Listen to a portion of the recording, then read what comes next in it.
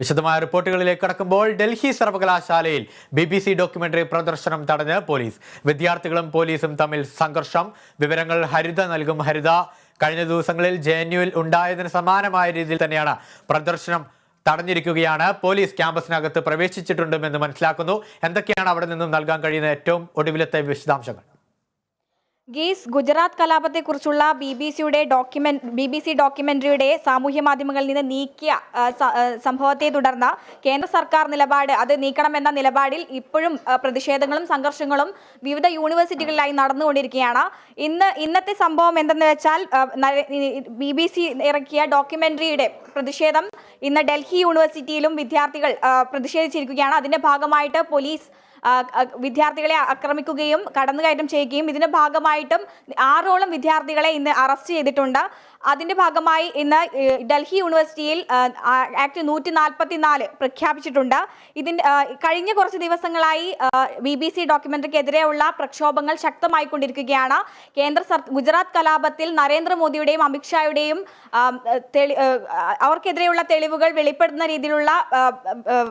വെളിപ്പെടുന്ന രീതിയിലുള്ള സത്യങ്ങളും മറ്റും ഡോക്യുമെന്ററിയിൽ ഉണ്ടെന്നുള്ള ഇതിനെതിരെയാണ് കേന്ദ്ര സർക്കാർ ഈ ഡോക്യുമെന്ററി തടഞ്ഞു വെച്ചു എന്നുള്ള ഒരു അവസ്ഥയുണ്ടായത്.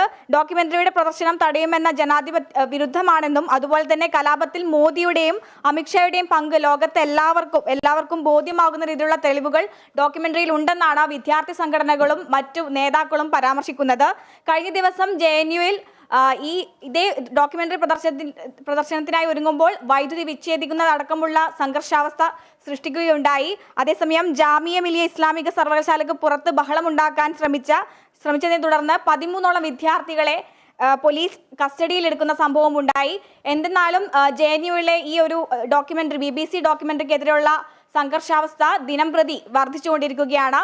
സർക്കാരിനെതിരെയുള്ള പ്രക്ഷോഭം വളരെ ശക്തമായിക്കൊണ്ടിരിക്കുകയാണ്. ഗീസ്, ഹരിത, ഒപ്പം തന്നെ സർവകലാശാല ഇതുമായി ബന്ധപ്പെട്ട് ഈ ഡോക്യുമെന്ററി പ്രദർശനം വിലക്കുന്ന ഒരു സാഹചര്യം ഉണ്ടായിട്ടുണ്ടോ, അതോ സർവകലാശാല നൽകുന്ന വിശദീകരണം എന്താണ് പോലീസ് ക്യാമ്പസിൽ പ്രവേശിച്ചതിൽ?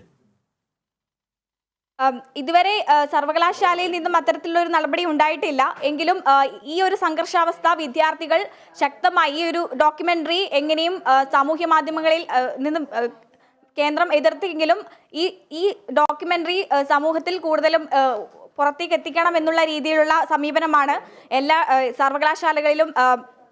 ഈ ഒരു ഡോക്യുമെന്ററി പ്രദർശിപ്പിക്കണം എന്നുള്ളൊരു നിലപാടാണ് എല്ലാ വിദ്യാർത്ഥി സംഘടനകളും സമൂഹവും ആഗ്രഹിക്കുന്നത്. കേന്ദ്ര സർക്കാർ ഈ നിലപാട് ശക്തമായി തടയാൻ ശ്രമിക്കുന്നുണ്ടെങ്കിലും വിദ്യാർത്ഥികൾ ഈ ഒരു ഡോക്യുമെന്ററി പുറത്തെത്തിക്കണം എന്നുള്ള ഒരു നയത്തിലാണ് നീങ്ങുന്നത്. ഗീസ്, വ്യക്തമാണ്. ഡൽഹി സർവകലാശാലയിൽ BBCയുടെ ഡോക്യുമെന്ററി പ്രദർശനം തടഞ്ഞിരിക്കുകയാണ് പോലീസ്. വിദ്യാർത്ഥികളും പോലീസും തമ്മിൽ സംഘർഷമുണ്ടായി. 4 പേരെ കസ്റ്റഡിയിൽ എടുത്തിട്ടുണ്ടെന്ന റിപ്പോർട്ടുകളും പുറത്തുവരുന്നുണ്ട്. ഹരിതയാണ് വാർത്തയുടെ വിശദാംശങ്ങൾ നൽകിയത്.